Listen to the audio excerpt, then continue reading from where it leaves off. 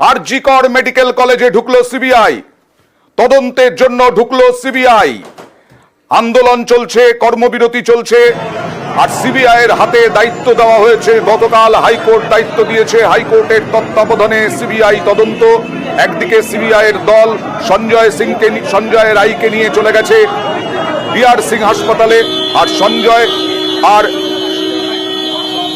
আর CBI আধিকারিকরা আপনারা দেখছেন এই মুহূর্তে আরজি করে সিবিআই আধিকারিকরা কথা বলবো প্রতিনিধি বিশ্বজিতের সঙ্গে। বিশ্বজিৎ, প্রথমে কার কার সঙ্গে কথা বলার মোটামুটি কর্মসূচি কি আছে, প্ল্যানিং? একদমই তিনটে গাড়িতে সিবিআই আধিকারিকরা তারা এই মুহূর্তে তদন্তকারী সিবিআই এর টিম তারা এই মুহূর্তে এসে পৌঁছেছে আরজি করের পেছনের দিকের যে গেট, সেই গেট দিয়ে তারা ঢুকেছেন এবং যাচ্ছেন অ্যাডমিনিস্ট্রেটিভ বিল্ডিং এর দিকে তারা যাচ্ছেন। এই মুহূর্তে যারা এখানকার প্রশাসনিক আধিকারিক অর্থাৎ সুপার সহ প্রশাসনিক আধিকারিক যারা রয়েছেন, সম্ভবত তাদের সঙ্গে কথা বলার সব থেকে বেশি সম্ভাবনা রয়েছে এবং সেই ঘটনার সঙ্গে যারা যুক্ত অর্থাৎ যে ডিপার্টমেন্টে এই ঘটনা ঘটেছে, হাসপাতাল কর্তৃপক্ষ, প্রশাসনিক কর্তৃপক্ষ, সুপার এবং এইচওডি যারা বিভিন্ন রয়েছেন, তাদেরকে নার্সিং স্টাফ, নার্সিং সুপার যারা এই ঘটনার অর্থাৎ এই যে চাবি রাখা হয়েছিল সেমিনার রুমের, যেখানে অর্থাৎ নার্সিং সুপার যা বলেছেন সেই সমস্ত বিষয় অর্থাৎ এইগুলো তারা খতিয়ে দেখবেন।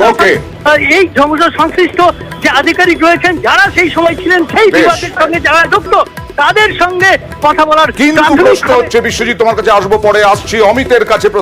আগে অমিত, এখন তো যারা সুপার, যারা প্রিন্সিপাল, যারা চেস্ট মেডিসিন বিভাগের প্রধান, সবাই তো পরিবর্তিত। যারা ওই সময় দায়িত্ব ছিলেন তাদেরকেও কি তলব করা হবে, ডাকা হবে, জিজ্ঞাসাবাদ করা হবে?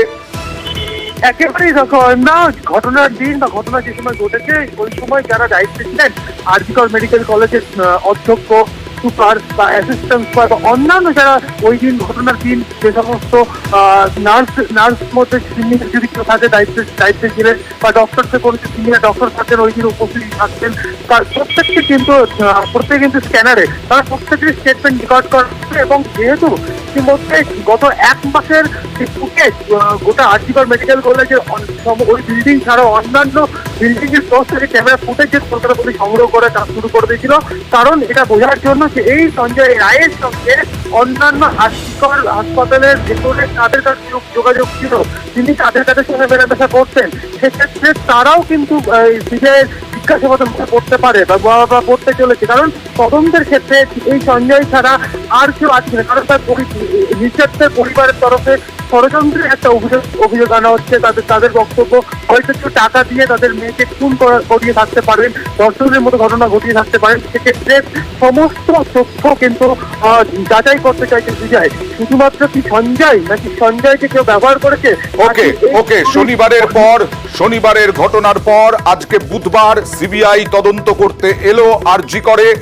কারা কারা এসেছেন এখনো পর্যন্ত কি জানা যাচ্ছে? অমিত, দিল্লি থেকে যে কেন্দ্রীয় তদন্তকারী সংস্থার প্রতিনিধি দলের লোকেরা এসেছিলেন, তাদের মধ্যে আছেন কিনা, কোন উইং এসেছে জানা যাচ্ছে কিনা, ফরেনসিক যে এসেছিল তারাও এসেছেন কিনা, এখানে ফরেনসিকের প্রতিনিধি দল সিবিআই এর?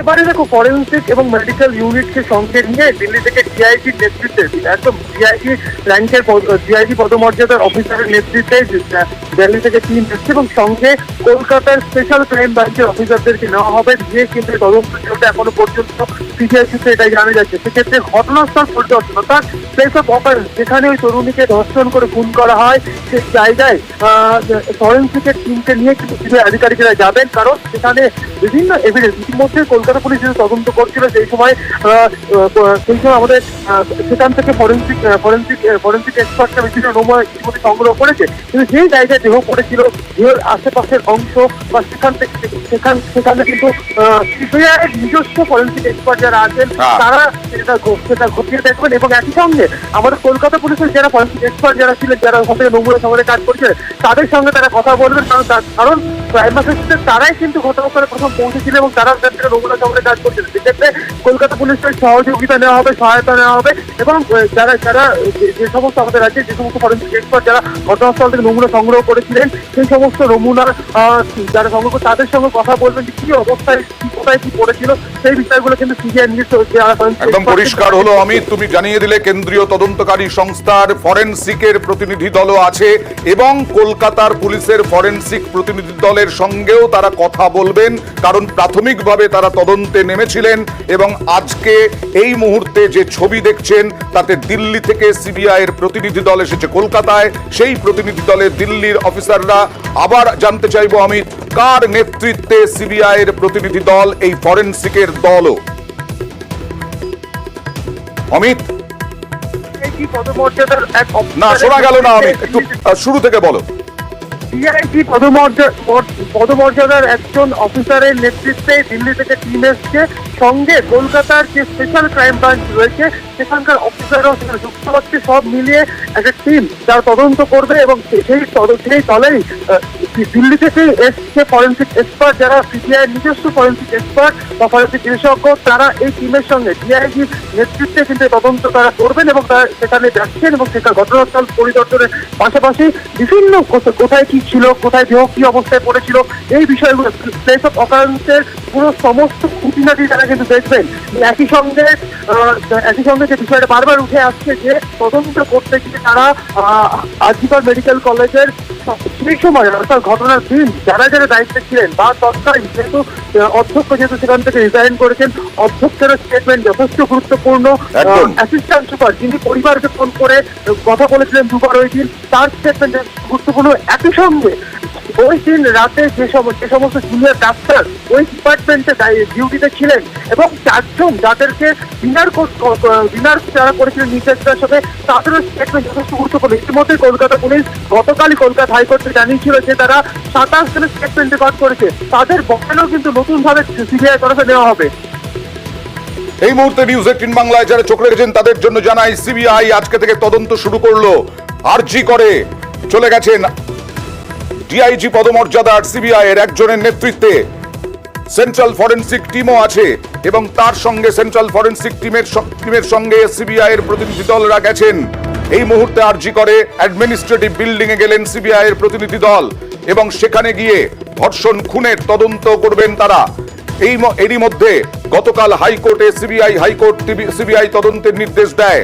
হাইকোর্টের তত্ত্বাবধানে সিবিআই তদন্ত এবং তদন্তের অগ্রগতি কয়েকদিন অন্তর অন্তর জানাতে হবে, হাইকোর্টে রিপোর্ট দিতে হবে সিবিআই কে। সেই অনুযায়ী সঞ্জয় রায়, মূল অভিযুক্ত যে এখনো পর্যন্ত, তাকে হস্তান্তর করে কলকাতা পুলিশ, সিবিআই এর হাতে তুলে দেয় এবং তারপরে স্বাস্থ্য পরীক্ষা বিআর সিং এ আর সরাসরি আরজি করে এসে তদন্ত ভার তুলে নিল সিবিআই। তদন্ত শুরু করলো। এই মুহূর্তে সরাসরি ছবি দেখছেন আপনারা। আরজি করকে কেন্দ্র করেই গোটা বাংলা উত্তাল। আরজি করের ঘটনার প্রতিবাদে গোটা বাংলা উত্তাল। আজকে রাত্রিবেলাও রাত দখল কর্মসূচি পালন করবেন হাজার হাজার মহিলা। সেই সিবিআই এর প্রতিনিধি দল এই মুহূর্তে অ্যাডমিনিস্ট্রেটিভ বিল্ডিং এ ঢুকছেন। এখন যারা সুপার বা প্রিন্সিপাল বা চেস্ট বিভাগের প্রধান, তাদের সঙ্গে তো কথা বলবেনই, তার সঙ্গে সঙ্গে সেই সময়ে যারা সুপার ছিলেন, প্রিন্সিপাল ছিলেন, চেস্ট বিভাগের প্রধান ছিলেন এবং অন্যান্য যারা কর্মী, স্বাস্থ্যকর্মী, তাদের সঙ্গেও কথা বলবেন সিবিআই আধিকারিকরা।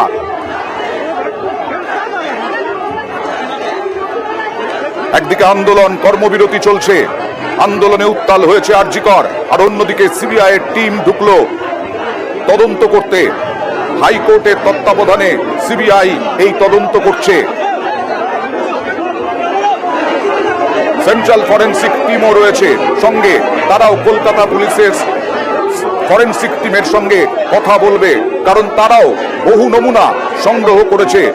কলকাতা পুলিশের ফরেনসিক টিম ডিআইজি পদমর্যাদার একজনের নেতৃত্বে সিবিআই এই মুহূর্তে আরজি করে এবং দিল্লি থেকে সিবিআই এর প্রতিনিধি দল এসেছে কলকাতায়। তারাই আছেন এবং তার সঙ্গে সঙ্গে সিবিআই এর এই বাংলা থেকেও অফিসার রয়েছেন। সব মিলিয়ে সিবিআই এর তদন্ত প্রক্রিয়া শুরু। সিবিআই তদন্ত শুরু করলো। আরেকদিকে স্লোগান শুনতে পাচ্ছেন আপনারা, সেখানেও স্লোগান উঠছে, প্রতিবাদ স্লোগান। এই মুহূর্তে কথা বলবো অভিজিতের সঙ্গে, প্রতিনিধি অভিজিতের সঙ্গে। অভিজিৎ, সিবিআই এর পক্ষ থেকে কি কি দেখা হচ্ছে? মোটামুটি সেন্ট্রাল ফরেনসিক টিমও তো এসেছে।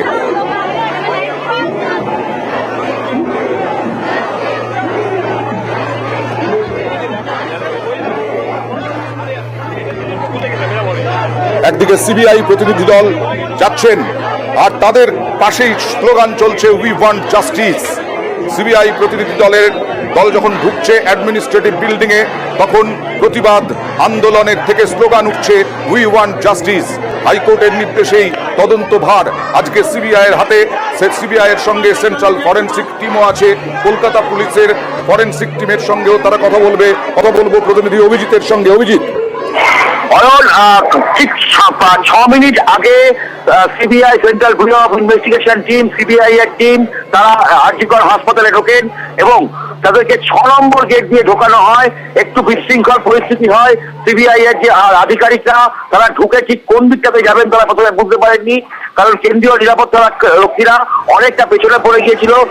সিবিআই এর যে টিম এখনো পর্যন্ত আমরা দেখতে পেয়েছি 12 জনের টিম রয়েছে, যার সঙ্গে সেন্ট্রাল ফরেন্সিক ল্যাবরেটরি টিমও রয়েছে এবং তারাও এসে সমস্ত কিছু সরাসরি পরীক্ষা করবেন এবং পেছনে কেন্দ্রীয় নিরাপত্তা রক্ষীরা ছিলেন এবং এই মুহূর্তে তারা জরুরি বিভাগের পাশে বিভিন্ন জায়গাতে ঢুকেছেন এবং পরবর্তীতে সম্ভবত তারা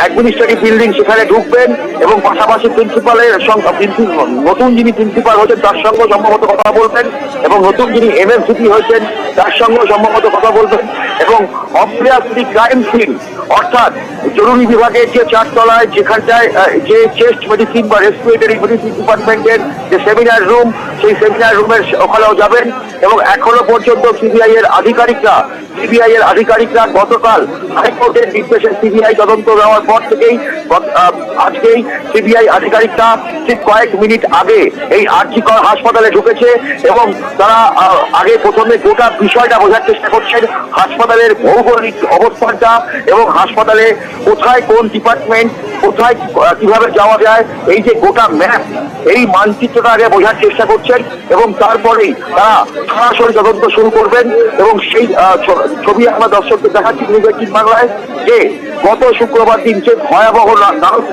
নারকীয় ঘটনার সম্মুখীন হয়েছিল এই আরজিকর হাসপাতাল, সেই ঘটনার পরিপ্রেক্ষিতে গতকাল হাইকোর্টের নির্দেশে যে সিবিআই তদন্ত এবং গতকালই তালা থেকে এর সমস্ত কিছু নথিপত্র সেগুলো সংগ্রহ করে সিবিআই এর আধিকারিকরা এবং আজকে এখনো পর্যন্ত পুলিশের হাতে গ্রেফতার হওয়া সঞ্জয় রায় তাকে তারা হেফাজতে নেয় এবং তার মেডিকেল টেস্টের জন্য সমস্ত কিছু করে এবং তার পাশাপাশি তারা সিবিআই এর আধিকারিকদের দল তারা সরাসরি আরজিকর হাসপাতালে আছেন এবং ঢুকেই আরজিকর হাসপাতালের 6 নম্বর গেট দিয়ে ঢুকেই তারা আগে জরুরি বিভাগের পাশের বিভিন্ন ডিপার্টমেন্টগুলোতে আগে পর্যবেক্ষণ করেন।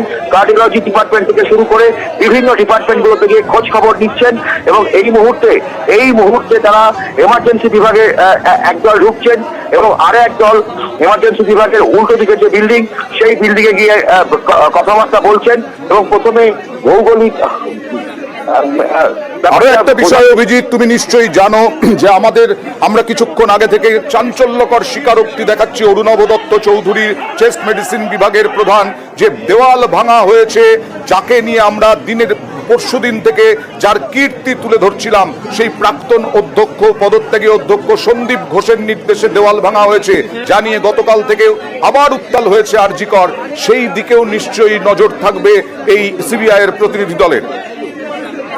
নিঃসন্দেহে এবং গোটা সিবিআই এর টিমের আতস কাচের তলায় থাকছে প্রাক্তন অধ্যক্ষ সন্দীপ ঘোষ, কারণ তার নির্দেশে যে ক্রাইম সিন যেখানে এই ভয়াবহ ঘটনা ঘটেছিল, সেই চেস্ট মেডিসিন ডিপার্টমেন্টে কিভাবে সংস্কারের কাজ হয়, কিভাবে রেনোভেশনের কাজ শুরু হয়, সেটা অবশ্যই এবং চেস্ট মেডিসিন ডিপার্টমেন্টের যিনি এইচওডি অরুণব রায় চৌধুরী, তিনি একদম সুস্পষ্ট করেছেন, অরুণব দত্ত চৌধুরী তিনি সুস্পষ্ট স্বীকার করেছেন যে যেভাবে এই নির্দেশ দেওয়া হয়েছিল, এত বড় একটা ঘটনা, এত প্রতিবাদ সেখানে একবারও আমরা দেখতে পাইনি সন্দীপ ঘোষকে এবং এত প্রতিবাদ প্রথম দিন আমরা শুধু দেখেছিলাম সন্দীপ ঘোষের যে পেটোয়া ছাত্র বাহিনী, সেই ছাত্র বাহিনী যে ইন্টার্নরা যে ছাত্ররা সন্দীপ ঘোষকে সবসময় আবৃত করে থাকতো, সেই ছাত্র বাহিনী ইন্টার বাহিনীকে শুধুমাত্র প্রথম দিন দেখা গিয়েছিল, তারপর তারা ভোজবাজির মতো উঠে যায়। কিন্তু সন্দীপ ঘোষের কীর্তিকলাপ চলতেই থাকে। Okay. তার নির্দেশে এই চেস্ট মেডিসিন ডিপার্টমেন্টে সেখানে রেনোভেশনের কাজ হচ্ছিল, যেটা সিবিআই এর নজরেও রয়েছে, এবং সিবিআই আধিকারিকরা এই চেস্ট মেডিসিন ডিপার্টমেন্টে গিয়ে কোথায় ঠিক একদম কোন জায়গাটা সেমিনার রুমের কোন রকম প্রমাণ লোপাট করার চেষ্টা হয়েছে কিনা এই সমস্ত বিষয়টাই খতিয়ে দেখবে। আর দেখো অভিজিৎ, তোমাকে শোনাবো যে যখন আন্দোলনরত পড়ুয়াদের থেকে